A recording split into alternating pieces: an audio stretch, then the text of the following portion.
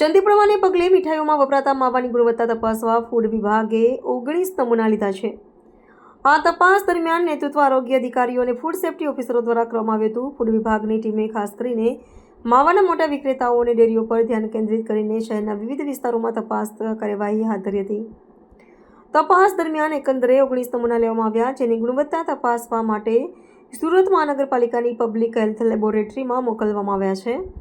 જે સંસ્થાઓમાંથી આ નમૂના લેવામાં આવ્યા છે તેમાં હરિપુરા, ભાગળ અને અંબાજી રોડ, કોટ સફેદ રોડ, ભટ્ટાર રોડ, જહાંગીરપુરા, મોટા વરાછા, ડાજણ, પાંદેસરા અને કતારગામ જેવા મુખ્ય વિસ્તારોનો સમાવેશ થાય છે।